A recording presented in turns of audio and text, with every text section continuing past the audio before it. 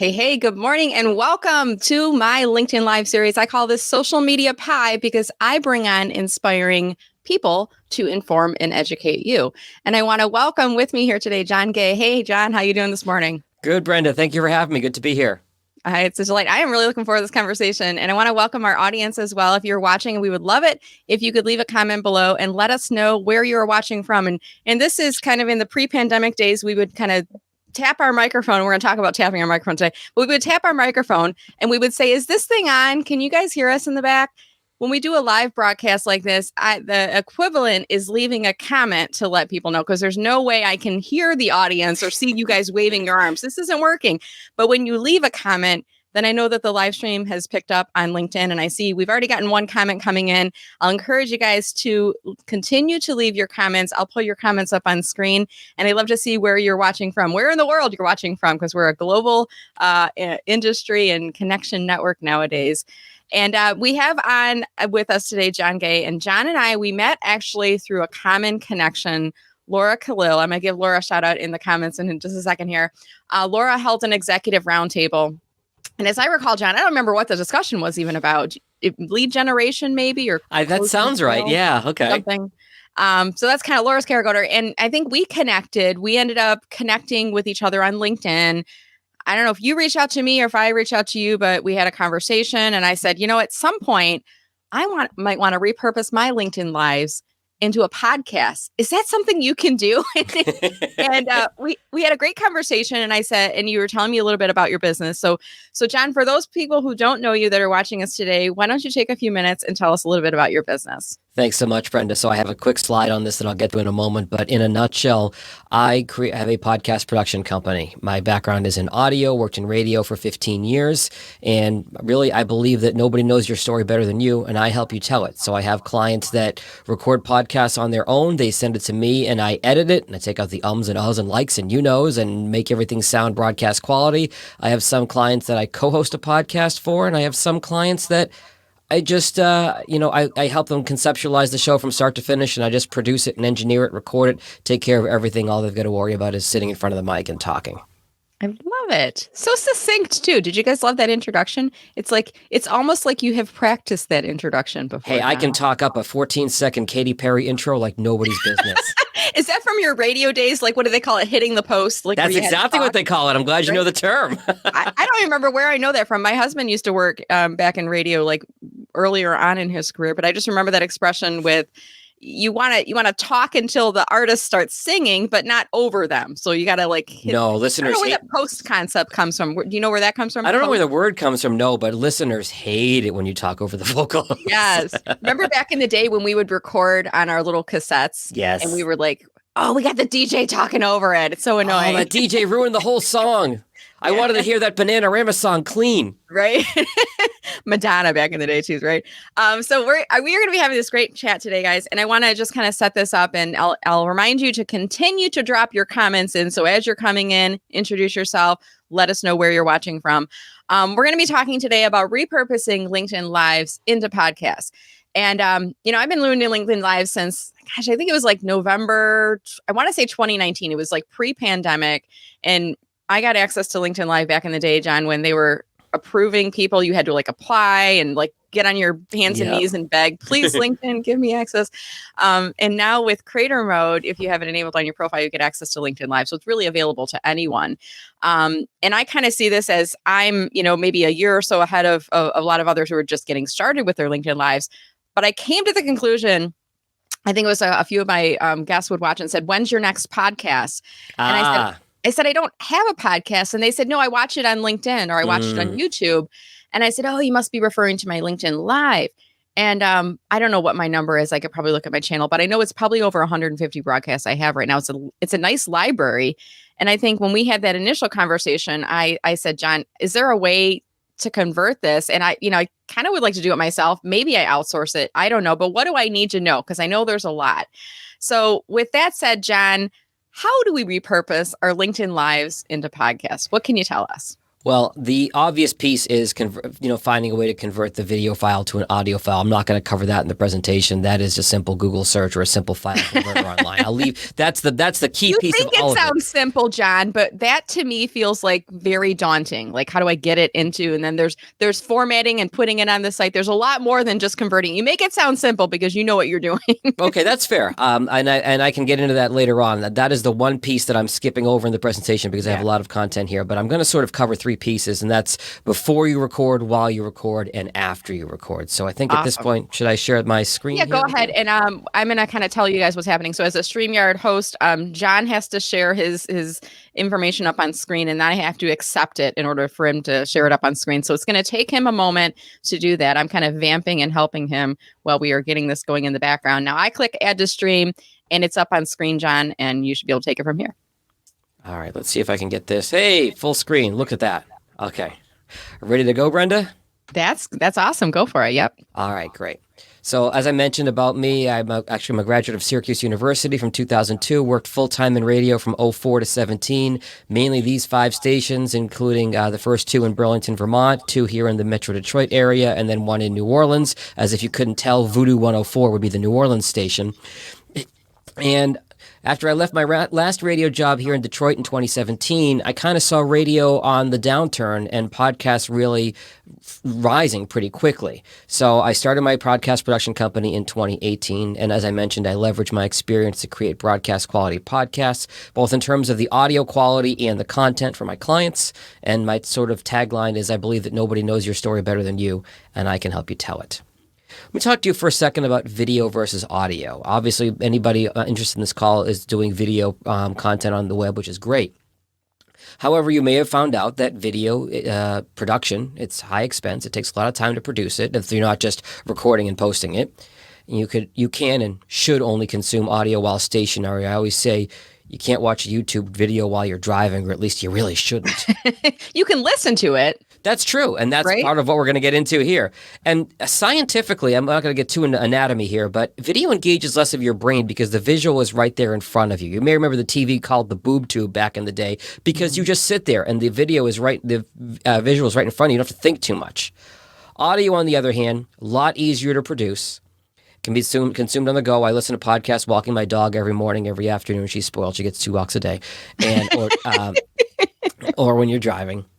And if you think back to growing up, whoever your favorite morning radio host was, you felt like you knew them. You had a personal connection to them because of the intimacy of audio. Your brain has to physically paint the picture when it's not there in front of you. More of your brain is engaged, rather. And scientifically, 36% more memorable than video because you have to engage your brain. And then you throw headphones or AirPods in, and I've got a direct line right into your brain, and I'm really in there. General benefits of podcasting. Most of you probably know most of this, but it's a medium that's built for smartphones. Our smartphones are always with us. It's instant information in your hand. It's better than trying to find a radio station on a long car ride or road trip. They push your brand in a way that's better than traditional advertising. For example, when we watch Shark Tank, we root for the person because we get to know their whole backstory. Podcasting has that same intimacy. And then ROI, it's got staying power more than anything else. Your social media posts may be gone very quickly, but a podcast can live forever. If you've got, evergreen content that's not too time sensitive, you can repurpose that into social media posts, into short videos, into transcriptions, SEO for your website. And the podcast that I had listed there a moment ago, It Shouldn't Hurt to Be a Child, is a podcast we did with a child advocacy center here in Oakland County, Michigan, that helps victims of child abuse. The project we just won an award for, so I'm very happy about that. So most of you who are in any kind of sales and marketing know about the dreaded sales funnel and the marketing funnel, and we've seen this ad nauseum. You skip the first couple steps with a podcast. You kind of skip the unaware and lead stage because somebody already knows you. They're aware of who you are, they're already engaged with you, and they may have some interest if they've already heard your podcast. And you can easily track leads from your podcast with a vanity URL or a call to action. Go to jagindetroit.com/podcast if you want to know more, and you can track the clicks to that specific link. It moves from leads and relationships to skeptics and fans. And I've got a quote up here that I love from Adweek, Chelsea Jade Campbell. Creating an audio campaign is a sought-after opportunity to connect your brand across multiple screenless worlds. That's a quote that I really caught my attention. Okay, John, can I jump in real quick? There's something I want to say. So even with the LinkedIn Lives and webinars and things like that I do, there's people that I meet. Sometimes I meet in person or I connect with, or like out of the blue, they'll reach out to me and hire me to do LinkedIn training for their team or something. And I have no idea who they are. And they say, I've been following you for years. Like they feel like they have this relationship with me. Like I've never even heard their name, never even seen them. They've never subscribed. They've never connected with me up until they need the business. So I just want to like, when you said that, I'm like, yes, that's totally what this does. Absolutely. Thank you for the validation on that. Real quickly, this is just a quick graph of how podcasting has grown in the last 15 or so years. 79% of Americans age 12 and up, that equates to 226 million, are now familiar with podcasts. So 4 out of every 5 people in the country over the age of 12 is familiar with podcasts. How big this industry has gotten. You can see the growth really take off the last few years, especially with the pandemic as well. Okay, I mentioned I'm going to talk about before, during, and after your presentation. We'll start with the before. This is a Blue Yeti microphone. You may have heard of it. It is the one microphone you should not be using, and I'll tell you why. It claims to be able to record multiple people around a table. It's terrible at it. Part of the reason is it's a condenser microphone. There are 2 types of microphones in terms of the guts inside it. A condenser microphone is built to pick up all the sound around. So unless you're in a really well-treated room, it's going to pick up the 18-wheeler outside your window. It's going to pick up the barking dog or screaming child in the other room. It's going to pick up everything. Only goes for about $100. Don't worry if you have one. I can help you get the most out of it. If you're not willing to buy another microphone, I can help you use it. But for 90% of people, it is not a good microphone. The microphone that I do recommend is made by Samson, S-A-M-S-O-N. As you can see here, the model is Q2U, and I'll tell you why I recommend this microphone. It comes with both a USB and an XLR connection. If you're not familiar with the XLR term, it's that little 3-pin like you would see for a microphone cable. If you have a recorder that has that kind of connection, it comes with an input and a plug for that. And if you want to go straight into your computer by USB, you can do that as well. It is not condenser like the Blue Yeti. It's dynamic, meaning it's built to pick up your voice and less of the surrounding room. So you can be in a random office, and it's not going to pick up as much of that background noise. It's designed to pick up more of your voice. And this one's actually cheaper than the Blue Yeti. It's about $70 or $80. It's the Samsung Q2U. Can you go back to that for just a second? And by the way, this is not sponsored or paid or endorsed by Samsung Q2U. Right, agreed. But if you, I want to kind of talk to my listeners, my viewers, my watchers right now. For those people that are have been watching me for a while, you may have recalled at some point my audio got a lot better. That was because John and I had this conversation, and at the time I had like I've got a desk that's a little bit hard to have a clamping microphone on it. So I had something that's it was kind of rigged on my desk, and it wasn't ideal. I showed it to John, and he's like, it wasn't the Yeti, but it was something else. And he's like, it's not really ideal because of, at the time I was getting ready to go into an audiobook recording as well. He's like, you should get something better. And he recommended the Samsung Q2U, and that's what I use. So if you like my audio, again, I pay for this myself. This is not sponsored or endorsed by the people at Samsung. Although if they want to send us free product, we'd be happy to take it. But we do like their product. And I have to say, the retail value, I think I paid about $60, $70 on Amazon. I'm going to drop the link in comments for folks that might be interested. Thank you for letting me jump in there, John. No, absolutely. And I have to say, Brenda, you sound great. It's, you know what? Speaking of sound, are we going to talk about that too? Can we talk about that right now? Yeah, I know where you're going to go. Let's wait till we get to the sound check for your guest, but I think I know where you're going to go there. Yep. Okay. Also, in addition to your microphone, you want to think about your recording environment. If you've been doing videos or LinkedIn Lives like Brenda does, I'm sure you've thought about your background, what's behind you, what is the best looking room to present in, but have you thought about the best sounding?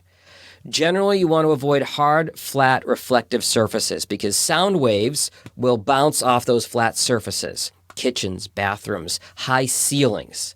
Think about rooms with soft, porous surfaces like a bedroom, living room, office. I know a lot of podcasters use their walk-in closet. That might not work for a LinkedIn Live or a video, but rooms that have soft surfaces are better.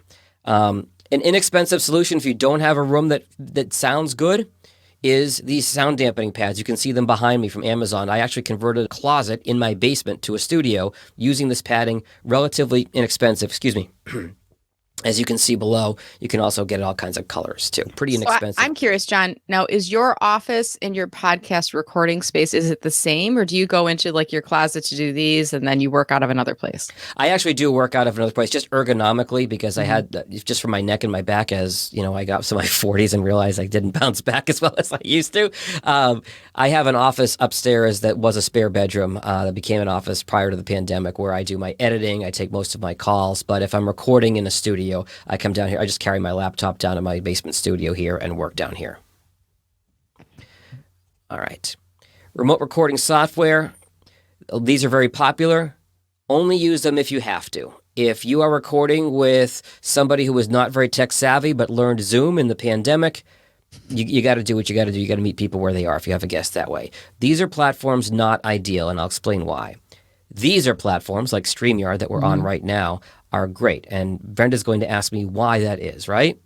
Hey, John. I mean, we didn't really rehearse this, but we actually, I have to tell, I always like pull back the curtain, John, and I kind of tell people what I'm doing. I don't want it to feel like overly scripted and stuff, but Yeah. I like people to kind of know what we're talking about. So yesterday we did kind of and you reached out and you said, hey, can we kind of just do a chat about what we're going to chat about? I said, sure. And you showed me your slide deck and you flipped through it.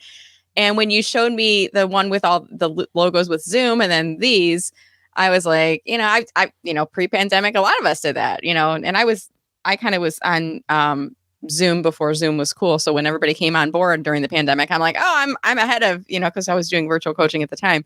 Mm-hmm. But why should we be using these type of devices or software over Zoom? Because Zoom feels like so convenient. I can just pull it up and it's good to go, right? It is. And to be fair, Zoom has improved their audio quality. If you are using Zoom, look for a feature in Zoom called Use Original Sound. It's buried deep in the settings, but that is important.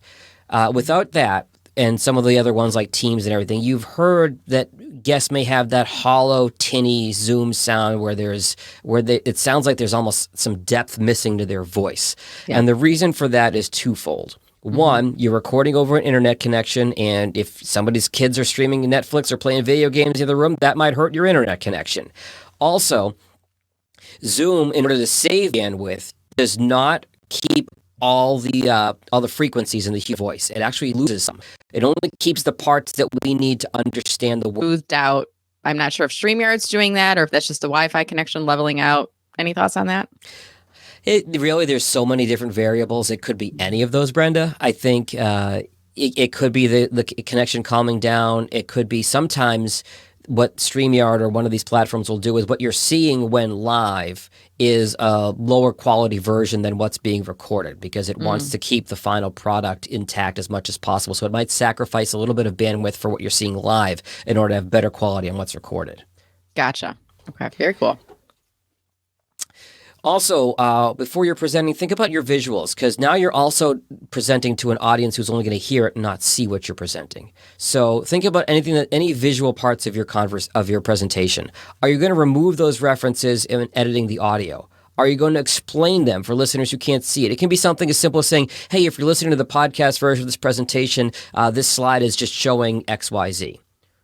Sometimes I step out of camera, John. Don't freak out. I always come back. But like if I held up, hey, check out this book. Isn't this awesome? And I don't tell you what the book is. And then I set it down and people on the podcast are like, what book did she just hold? You guys know what book I held up. It was Social Media Pie. You know that. But the people that are in the audio, the playback, if they're listening to this, they're not able to see it. So it's almost like for the same reason, whenever I do a video, I always do burned in captions because there may be people listening with the sound off. Whenever I'm doing a video presentation, I'll if I'm holding something up, I try to say this is what I'm holding up for those folks that aren't able to see it. And it's something that you wouldn't necessarily think of, but it's so important if you are repurposing your content as audio. So have a plan for that. Okay, when doing the presentation, this is your presentation day.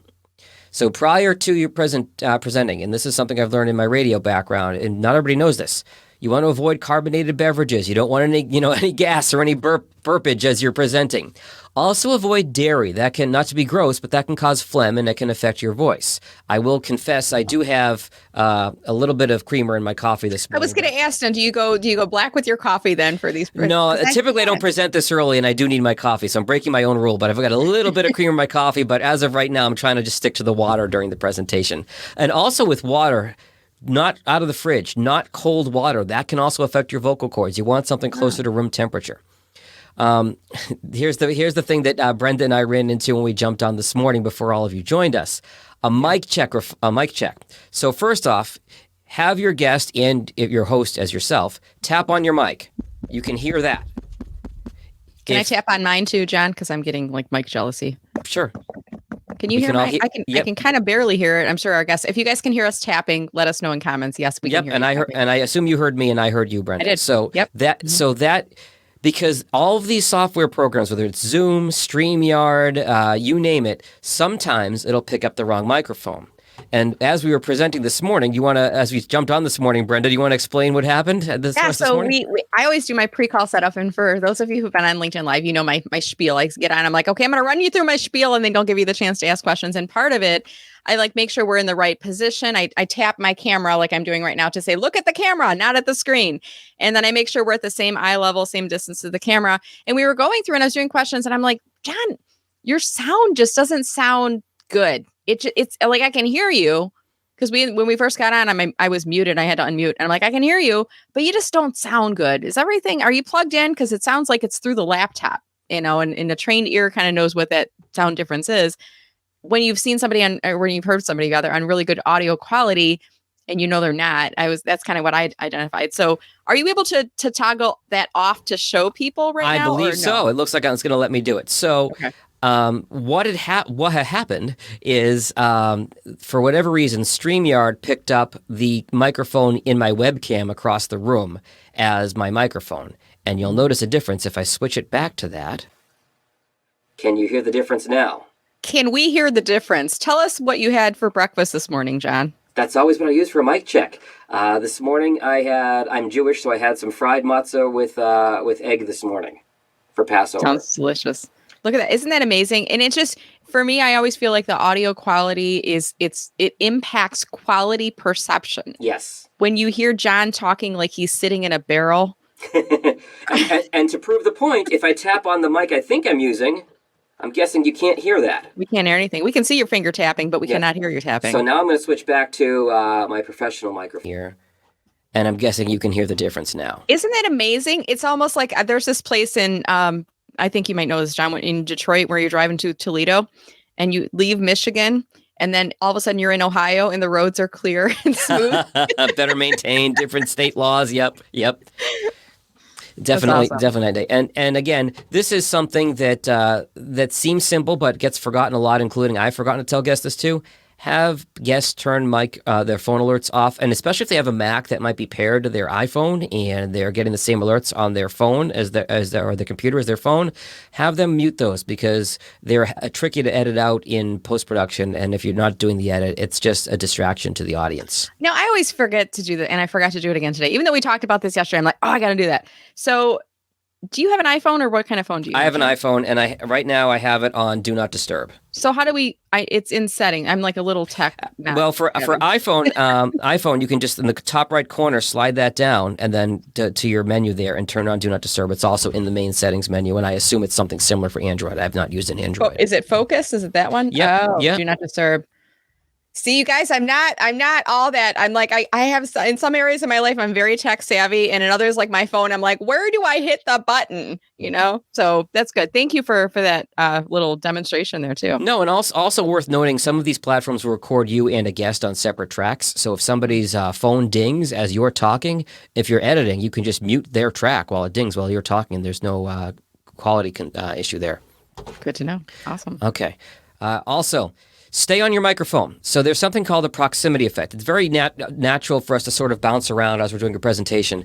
So most microphones have what's known as a proximity effect. So obviously if I drift away from my microphone, I'll get quieter. But also, you'll lose the low-end bass in my voice. So if I get real close to my microphone here, you can hear that I'm very clear and I'm very loud, and you can hear the bass in my voice. But as I start to just move to the side and move away, not only do I get quieter, but the bass and the low end comes out of my voice. Can you hear the difference there, Brenda? Absolutely. So how close should we be to the camera? Should we be a fist distanced away, or what's your advice? So again, it's going to depend on your visual setup. If you're doing a visual, obviously you want to look okay. But that Samsung Q2U, for example, that I recommend, ideally a couple finger widths away from the microphone. You want to be up on it as close as possible so that you're still comfortable. You're still able to look at that camera. You're still able to see whatever notes you have. You want to be comfortable first and foremost. But beyond that, the closer the better. I know the Samsung Q2U that you have, it comes with a little stand. You can put it on the desk and get it pretty close to you, actually. Yeah. So there's a little, I'm holding it up so you're going to hear my sound quality changing on here. Yep. But what I do like about this, and I have the USB on it. So if I'm not, interviewing or doing any of that recording, I'll move it off to the side because it's like my laptop keyboard is right in front of me. So it's a little like I've got to navigate around it with my hand. Yep. Right. Yep. Quickly here, after you present, there are a number of software programs that you can edit audio with. GarageBand is on Macs. Audacity for PC and Mac is a free one. If you want to mess around with that, that's not going to cost you anything. Mm-hmm. Adobe Audition, if you are creative and have the Adobe Suite, that's what I use. Mac also has Logic. There are other ones built for podcasting, including Hindenburg and Reaper, Pro Tools. The best DAW, which stands for Digital Audio Workstation, is the one you're comfortable with. That's simple. Whatever one you like the best. And I'm going to give you a quick example here. This is a podcast I recorded with a financial advisor client, used with permission. I'm going to play you the before and after with the edit. The before is about 35 seconds. I think so. So let me ask you this then. You said that it doesn't always work and makes sense to use an annuity, but why should people use annuities and what are the advantages of doing so? I'm sorry, you have to repeat that. For some reason, Siri kicked in. Oh, okay. Took over the controls. So, Philip, you mentioned why sometimes an annuity isn't always the best move, but why should people use an annuity? What are the advantages to doing so? Well, there's several fold. One is that on an equity index, you can get some market performance or participation without any downside risk. So that was about 35 seconds. And subject matter aside, we're talking about annuities, not the most scintillating topic in the world. I was like, way to drive a really dry concept in on us. Right. But so before the edit's about 35 seconds. After the edit, you'll hear here is about 17. This is the same conversation, the same piece of the conversation edited. Philip, you mentioned why sometimes an annuity isn't always the best move, but why should people use an annuity? What are the advantages to doing so? There's several fold. One is that on an equity index, you can get some market performance or participation without any downside risk. That's it. Wow. It was like all the fumbles in the it wasn't really fun. It's just human conversation. It's the things that you took out, right? Yeah. Also, if you are looking for a quick and dirty solution, this is a new tool that I've started using. It's called Descript. It's spelled Descript, like Descript. It's good for quick and dirty editing. What it'll do is it will transcribe your presentation, so you can have a transcription online on the web, which is great for SEO. And you can actually edit in the transcription that corresponds to the audio. So it's like editing a Word doc if you're not familiar with audio editing. The caveat here, it's not as good as a human editor. It's a lot of it is AI. It's very good at removing standalone stumble words like and stuff like kinda, I think, sorta, that typically blends into the next word in a sentence. It's not as good at editing. If you do have a situation where you're on Zoom or somebody's on AirPods, they have a new feature called Studio Sound that uses AI to make it sound more like studio quality audio. It's not foolproof, but it's a pretty impressive tool. Now, I'm curious. I've used a service called Happy Scribe for transcription for my videos. I'm not sure if you're familiar with that, or if it sounds pretty similar to Descript. Like I upload my MP4 and it does the machine automated AI transcription or captioning rather. And then I can go into the file and make the word changes before I export. Right. I pay for that. I'm assuming Descript is the same. You have to pay for the service, right? Yeah, depending on the level, it can run you anywhere from $15 to $50 a month. What you're talking about, Brenda, is editing the actual transcription, which I think a lot of these, if you're using AI, I would say about 90% accurate. They're pretty good. But what this program will do, when you edit you can edit the text only, or you can have it toggled so that when you're editing the text, it also edits the audio. So if you snip an or an out of the text, it also comes out of the audio. Which I think is really okay, so this is really designed for podcasting, whereas mine is video, and I think video doesn't get out of it. Gotcha. Okay. Yeah, and I really like the tool a lot. I think there are a lot of practical applications for it. Okay, quickly, we get into the podcasting piece of it. So, like a website, a podcast has to live somewhere. It has to be hosted somewhere. The audio has to physically be somewhere. There are a number of popular hosts. Blueberry, Libsyn, and Simplecast are three that I use. Simplecast is the one that I use the most. Full disclosure, I'm a referral partner of theirs. So it has to live somewhere. Now, you pay for the hosting. You pay essentially you're renting space on the internet. And typically they're about $15 a month, pretty inexpensive. Once you are paying for your host and it lives somewhere, it is free to get the podcast out to all the podcast apps. So the apps want content. I will say beware free hosts like Anchor. You may not have all the rights to your own content. Nothing free is really free. No such thing as a free lunch. Insert your cliche here. There are some podcast hosts that offer free hosting. I like the ones that you pay for because they give you a lot better analytics as well. And to publish a podcast, you need two things. You need one piece of audio and you need show artwork. You have that little image you see when you listen to a podcast. Once you have... Yeah, exactly. Once you have the artwork and one piece of audio, these hosts will generate an RSS feed, which is a simple URL, which you can see an example of on the screen here. And that is going to be what you give to Apple, Spotify, Google, etc. And they will then start pulling your audio in from your host whenever you publish an episode. You publish an episode, within probably an hour or two, all the apps will check that feed and pull in your new audio.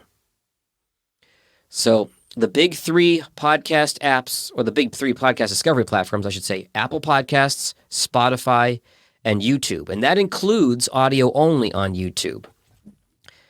All the other podcast apps each represent less than 2% of total listening. So the places you need to be are Apple, Spotify, and YouTube.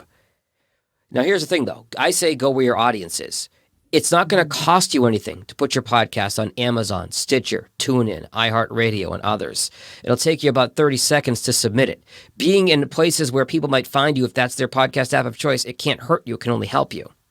And also Facebook in the last 6 months or so has begun allowing podcasts on business pages, not personal pages, not group pages, but you can connect your RSS feed to your Facebook business page. Every time you publish a new episode, Facebook will display that on not on desktop, but on mobile.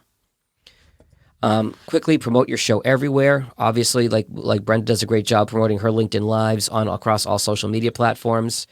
The top 3 ways people find podcasts. Internet search, keep your SEO in mind when you're writing your show notes. Old school word of mouth, a recommendation from friends and family. New school word of mouth, social media. You'll get a lot of people spamming you saying, hey, I can get to the top of Apple Podcast charts. It's a scam. It doesn't matter. People aren't looking for the top of Apple's charts. They're searching on Google, and they're getting recommendations. Quickly beat the algorithm. You can post on every social media app, but how do you know you're going to see it? Your audience is going to see it. Ask them to follow your show so that Apple and Spotify will send an alert to their phone when you send out a new episode. And it's a little bit in the weeds here. People used to say, subscribe to my podcast. There are now subscription models that creators are charging audiences for. So the trend in the industry now is to say follow, as in follow me on Twitter. Follow implies free. Subscribe now implies it's going to cost you something. Unless you're charging your audience, the trend now is to say follow instead of subscribe. So should we go back if we have a podcast that says subscribe? Should we edit it to say follow, or is it not worth going back in time? What do you think? Unless it's something you can do quickly and easily, I don't think it's worth going back and changing everything previously. But going forward, I would say follow. It's not the end of the world if you slip and out of habit, say subscribe. But I recommend using follow going forward. And then even better, and most of you in marketing know this, an email list is going to be great. You can send an email out every time you release a new episode, guaranteed to somebody's inbox, not relying on an algorithm. The QR code, big winner in the pandemic. You can also use a QR code to direct people to a link to listen to your podcast. Real simple. And finally, Brenda and I are here in Metro Detroit with the nod to Detroit and Aretha and the Queen. I say RESPECT, your audience. Your audience is making time to commit to listen to your podcast. Don't waste their time with endless banter and tangents. Hey, crazy, we had snow here in Detroit yesterday in the middle of April. Or, hey, went to this great new breakfast place. Get to the point. Don't waste their time with poor quality audio. Brenda and I talked about that earlier. Inconsistent volume. I'm sure you've all heard a podcast where the host is really loud and then the guest is really quiet, and you're messing with the audio knob in the car, and it's driving you crazy and distracting you while you're driving. And stuff. Oh gosh, yeah. And finally, here's my contact info. I kind of blew that quickly. I know we were a little bit of a time constraint this morning, but hopefully you found that informative. I found that very informative. And I want to go back. Can you go back to the previous slide just a second, or the one where you talked about don't waste your audience this time? Which one was that on again? Because I want to give a shout out to anybody who's doing a LinkedIn Live right now. I see a lot of people and newbies. I did this too. Back in the day, I did the same thing. I got on and I'm like, is it working? Is the live stream picking up? Is it working? Hold on, I got to check. Is it working? Do you guys see this? Is it working? Okay, there's the comments. Let's read through this one. And meanwhile, I got John over here tapping his microphone. Like, when are we going to get going? Are we going to talk? And I definitely want to engage. And that's why early on I say comment, let us know where you're watching from. That helps me to know the live stream is working. Then I want to get going. And pretty early on in the broadcast, I want to introduce the topic. I want to talk about why it's going to be exciting, why I'm excited about it, and get to the point because of that whole respect element that's in there. So thank you for that. And for those folks that are getting on LinkedIn Live, watch a couple of mine. I'll give you, even message me on LinkedIn. I'll send you a couple of my early ones and send you a couple of my later ones. You're going to see the difference. Think about how it engages you as a listener in there as well. And, it's so important to keep their attention. There's so many great points that you covered in the talk here today. John, I want to actually start to open this up to our audience. Please. Were you doing the thing in the background to try to distract me or the audience, or was that like? Oh no, I was trying to move you to the screen where I have the camera so I could look at the camera, but then I realized that was distracting, so I killed it. Sorry. You wanted to do this? Is that what you're trying to do? No. I had two screens in here, and I was moving the StreamYard to the screen where I had the camera so I could make better eye contact. But then I realized it was showing up on the screen. Maybe that's part of what it was like. Another don't do this in the background don't do that. Well, people get distracted, even like myself as the host. Like if I'm on a Zoom call, I usually will enable transcription so people can see what I'm saying, but I have to turn it off because I get so stuck on, wait, I didn't say that. And my brain can't think and process. And I'm like, stop the chaos.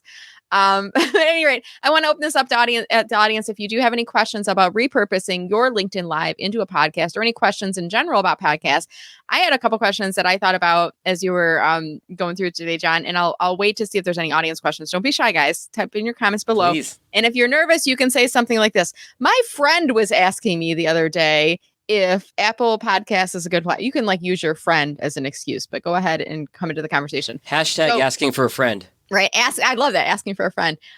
So can I do this for free? Can I do this for myself for free? Like I have Audacity and right now I don't really want to pay. I don't know how much this even costs. Outsource thousands and thousands of dollars to do the production. So can I do it for myself for free? And then maybe later on scale up and start to outsource it to someone, or what are your thoughts on that? You absolutely can. And really it depends on, not to be cliche here, Brenda, but what's your time worth? Yeah. It can be a rabbit hole. If you're just saying, okay, maybe you took a few notes and said, okay, we lost the connection from 30 minutes and 2 seconds till 40 minutes and 1 second. I'm going to cut that 10 minutes. If you're simply cutting chunks of unnecessary content out, it's not going to take you that long. But if you start getting detailed and going through every and and like, and that's going to take a lot of time. Yeah. What is your time worth? Is it worth, at that point, hiring somebody like me or another podcast editor to say, hey, just edit this for me. I'll pay you whatever it is and to do that. Okay. And another question I have, and I'll say hypothetically, I have a friend who has a LinkedIn Live and she's got 150 of them. This friend might sound familiar. She really has no idea how to do this whole process. Even when you talked about the cover art, can you do everything A to Z? If she were to give you all of these files, 150 podcast MP4s, put them on a Google Drive for you, could you get it all? Could you walk her through the process? I'm assuming there's a little bit of a consultation here and what are your goals and, Sure. Adding in the call to action. Is that something that you do? And do you help with the intro, the outro? Because my LinkedIn Lives are not designed for a podcast. They are interviews. And to your point earlier, sometimes we hold up things. Sometimes people do slide deck presentations. Some of the interviews, they're very lovely people, but some of the interviews would not be good for a podcast. They just don't have that personality that I would want to have when I listen to a podcast. So can you do all of that A to Z, or The only what's thing the that process? the only thing that I don't do in full disclosure, I just outsource this, is the actual artwork. And the artwork is, it has to be square, not rectangular, so height has to match width. Minimum 1600 by 1600 pixels, maximum 3000 by 3000 pixels. Those are Apple's specifications, and they work for everything else. But yes, I can create. I can do a voiceover intro outro. I could get intro and outro music for you. Help you walk through setting up the whole account. And in addition to what I would charge a consult or for an edit.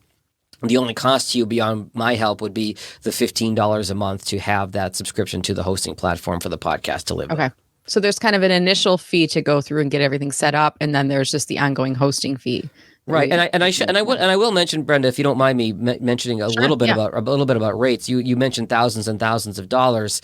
You're a little bit high with that estimate. When it comes to editing audio for a client, if your audio is less than 30 minutes, I edited it for $99, and if it's between 30 and 60, it's $199. So it's pretty.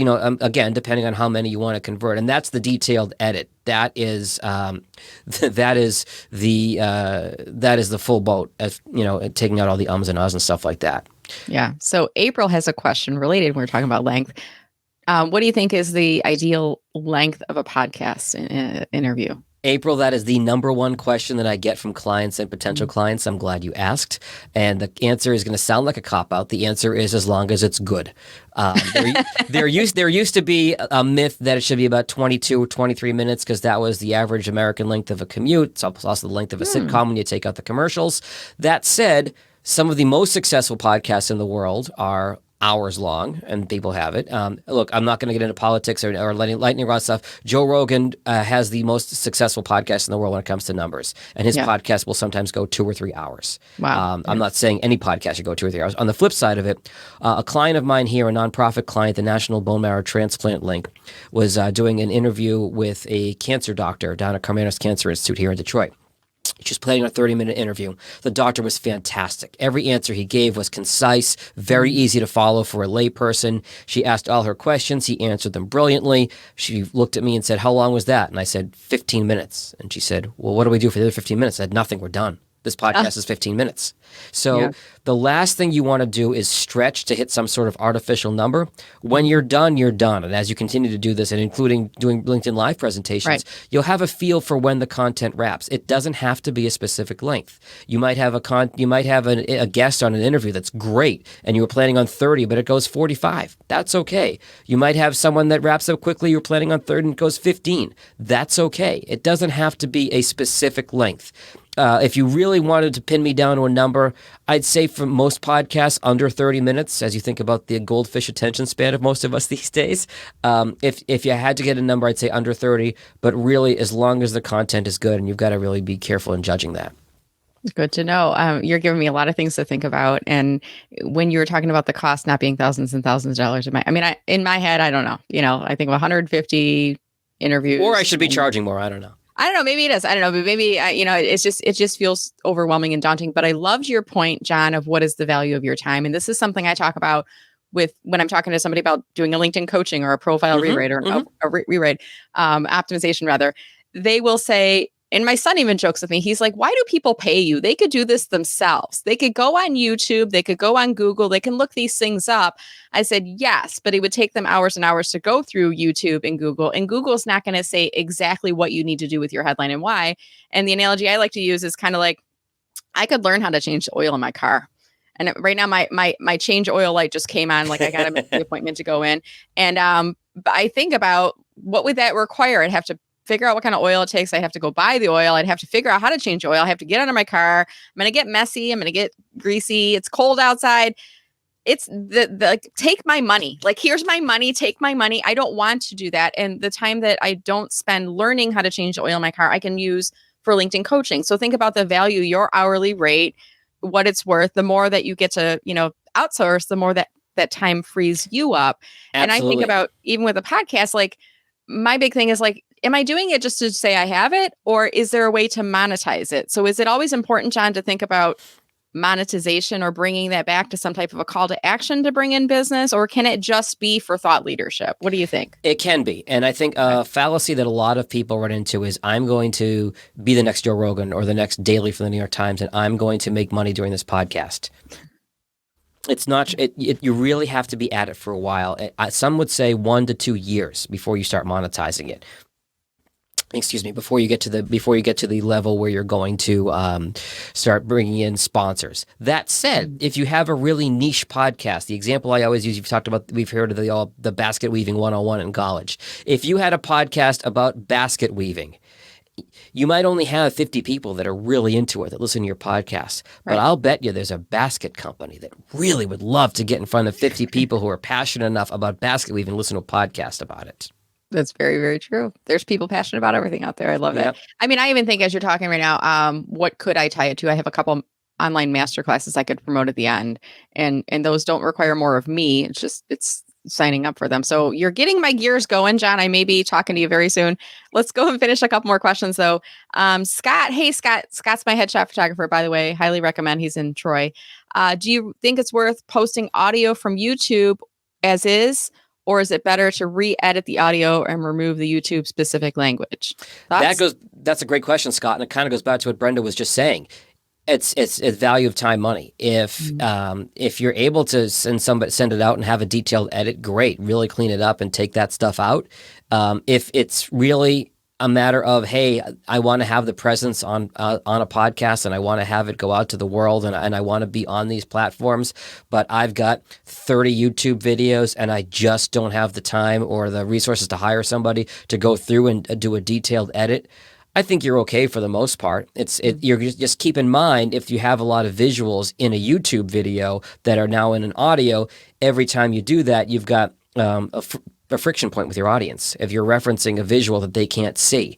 So think about that in terms of the trade-off is how much of it is worth your time to save the audience that friction. I've even seen sometimes, John, where people will have like the podcast is kind of like the sound clip at the top of the screen, and then at the bottom it's like the embedded YouTube video, so you can watch it with the video in as well. Is that a good technique, or what do you think about that? It can be. The interesting thing is YouTube has really taken off in terms of podcast discovery in the last 6 months to a year or so.